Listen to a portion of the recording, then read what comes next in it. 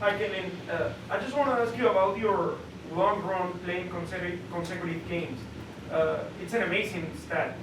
How would that elevate your confidence within your teammates, and if you feel that that level of trust that Greg has on you elevates your game?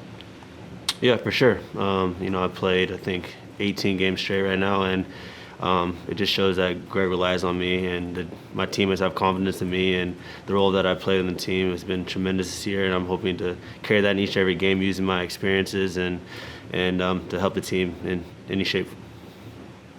Ron Blum? Is the biggest difference in road qualifiers the field, the stadium, the weather, or is part of it also the mindset going in with the visitors? Yeah, I mean, there's definitely various variables that go into it. Obviously, the field conditions are a little bit challenging in that sense, the different conditions with the weather. I mean, it's raining right now. I mean, tomorrow, who knows? But I think the mindset is the biggest thing. Playing away is obviously it's a challenge, and playing against a different team has different obstacles. Obviously, the aggressive nature, the fans come into play.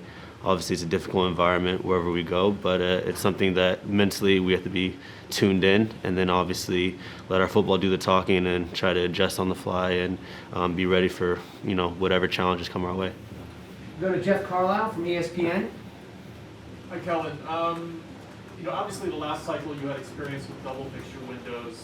Now you're dealing with triple fixture windows. To what extent does maybe that force you to alter your preparations in any way, given the pileup of games, Greg having to test the depth of the roster, things like that? Yeah, it's definitely difficult playing an added game, but it just shows our depth of our roster. I mean, guys coming in, doing a good job in each and every game. But I think for us, we take it game by game. I mean, each game is a final, and that's kind of how we have to look at it. And every game has its own challenges, but with the squad depth that we have, I think it's huge. Anyone coming in is the next guy up, and everyone knows their duties, and we know that each game has its own importance, and we're looking to get the result. Stephen Goff from the Washington Post. Kellyn, how would you describe to people what it's like to travel internationally, go back domestically in the world we're in right now as a team? And players are being left behind, some guys are added, the testing and everything else. What's that whole experience like, and how does it affect the players and the team as a whole? Yeah, I mean, long travel is obviously not ideal, but it's part of the game. Luckily, we travel via charter, which is obviously nice compared to standard. But yeah, I mean, like I said, going from various climates, going from Austin to here, which was a 4-hour flight, not easy. 3 games in one window. Different food and the whole 9 yards. But for us, I mean, we love what we do, and having an opportunity to wear the crest and be in different countries is it's beautiful, and it's a beautiful sport, and we know the importance of each game and each qualifier, and I think leaving guys behind and adding guys, it's part of it. And like I said before, it's the next guy up, and we have a deep squad that's ready to contribute at any given time, given the opportunity. And each game we're gonna be ready for. Brian Strauss, Sports Illustrated. Hey, Kellyn. You're one of the veterans on this team. You're playing alongside 18, 19, 20-year-olds. And the last 6 months has been a real crash course in CONCACAF, right? Nations League, Gold Cup, and now these. How have you seen these guys get used to it, get comfortable, deal with all that stuff you just talked about? What's been the learning curve and the growth that you've seen from a lot of these newer guys who hadn't had a taste of that over the course of the 2 competitions this summer and then the first 4 qualifiers?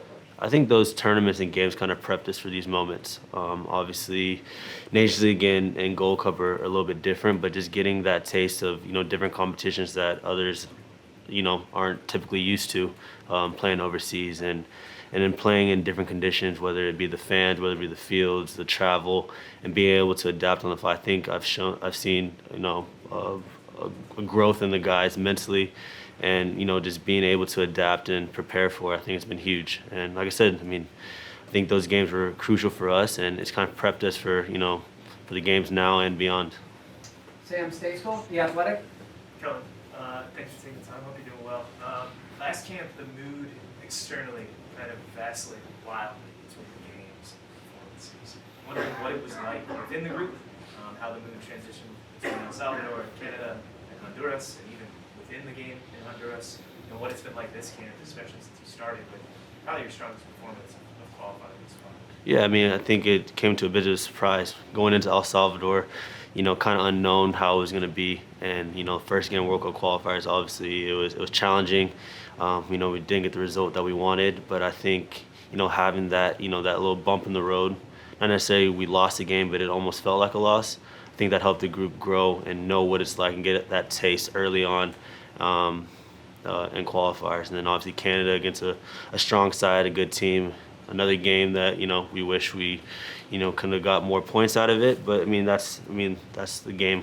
But and then obviously getting the win away was huge. I think from a confidence standpoint, huge for all of us, knowing that you can go into tough conditions and grind down and get a result. I think that helped the group realize that we're capable of doing it, and realizing that it's going to take a lot to do so. And then coming into these games, 2 home, 1 away.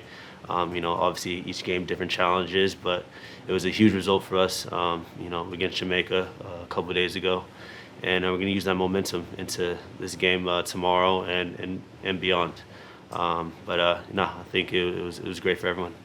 Grant Wall? Hey, Kellyn. Do you wish there was VAR in these games, these qualifiers? Tough to say, yes and no. I think it's one of those things where you kind of get used to it. Me being the MLS guys in Europe, kind of used to VAR, and you're used to like, maybe get saved. But it's one of those things where it's not here. It is what it is, and we just have to move on with it. You got to play every play till you hear the whistle, and whether the case may be, whether it's against us or for us, you got to be ready for whatever is to come. Blanc Blanc? What have you learned about playing on 2 days rest and how your body responds before experiencing this? That it's not easy. You got to recover well. I mean, that's the name of the game. Obviously you play Thursday, play Sunday with travel in between is, rest and recover, and, get hydrated mentally. You kind of have to cycle out from the last game, the previous game, and focus on to the new game. And it's a quick turnaround, and squad depth is important. Like I said, How does your body feel different on 2 days rest? different. I mean, yeah, you kind of get banged up from the game before, obviously, and then just moving forward, like I said, you just gotta just rest and recover. Really, get a lot of sleep. Different time zones is challenging, but we have different systems implemented for all of us to be our very best for the upcoming game. We'll go to Doug McIntyre from Fox. Thanks, Michael. Hi, Kellyn. How does the challenge that Panama poses differ from what you guys faced in the last match against Jamaica? Thank you. Yeah, Panama is definitely a very physical team, aggressive team. We got to be able to match that right away. And obviously they didn't get a great result against El Salvador last go around. Now coming back home, they're looking, from the first minute to kind of take it to us. So we need to be ready for that and match the intensity and bring the game to them, and weather the storm the first 10-15 minutes and be able to adapt. And moving forward, being sound defensively, and then offensively you got to capitalize. I mean, some of these games, you don't get many chances, but it's important for us to capitalize with the chances that we have. Paul Tenorio? Hey, Kellyn. Obviously, having played 18 straight games, you've probably gotten to know pretty much everyone in this pool and how they play, what their strengths are. How do you adjust when you're playing in midfield based on whether you're next to Tyler and Sebastian, or Weston and Eunice, or the different players that may rotate in the midfield? Do you change how you play or what you do based on other strengths, or you kind of have a set idea from Greg of this is your role no matter who's around you, no matter who's next to you? Yeah, I mean, I think it's a combination of a bunch of different things. Obviously, you got guys like Tyler who's very mobile, energetic, and is able to cover a lot of ground. You have guys, like Eunice giving the ball, he's driving 20, 30 yards. Sebo wants the ball at his feet. creative player. So obviously there's things that Greg asks of ourselves, but obviously on the field you get a sense of what you need to do and how you need to adapt to guys around you and how you can you can help them out and help yourself out and help the team as a whole.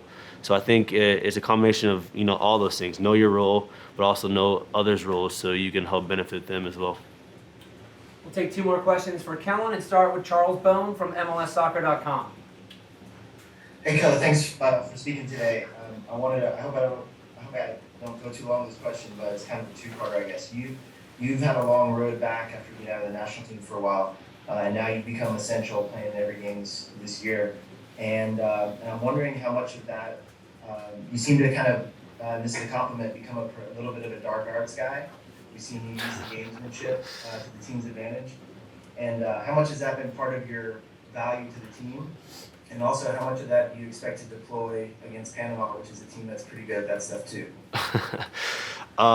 Yeah, I mean, I wouldn't say like I'm an expert at it, but it's something, sometimes you just need that in the game to help others, whether it's, boost players around you or, try to kind of have that competitive advantage. I mean, I wouldn't say that's part of my game that, that I bring value to the team, but it's kind of that experience that you need in these types of games to,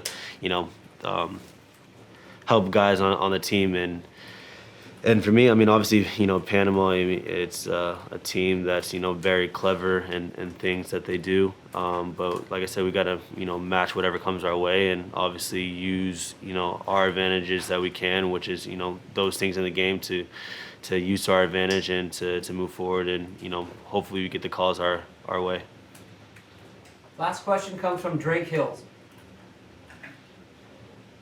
Yeah, Kellyn, as one of the more experienced guys, and obviously helping to continue the aggression and the pressure that you guys applied against Jamaica really since the early seconds, how do you mentally pin that to the board, so to speak, when you look at Panama going down tomorrow? Is that something that you're more vocal about as some of the experienced guys on the team, trying to make sure that some of the younger guys keep that? And if so, how do you go about mentally keeping that once you guys go up against Canada? Yeah, it's definitely important. Against Jamaica, right away, could have maybe had a red card first few minutes of the game, and I think it's important to take the game to them rather than trying to adapt to what they're bringing. I think first and foremost is the intensity is the starting point for us, and being aggressive and winning our duels, and we want to create the first chance and apply pressure right away.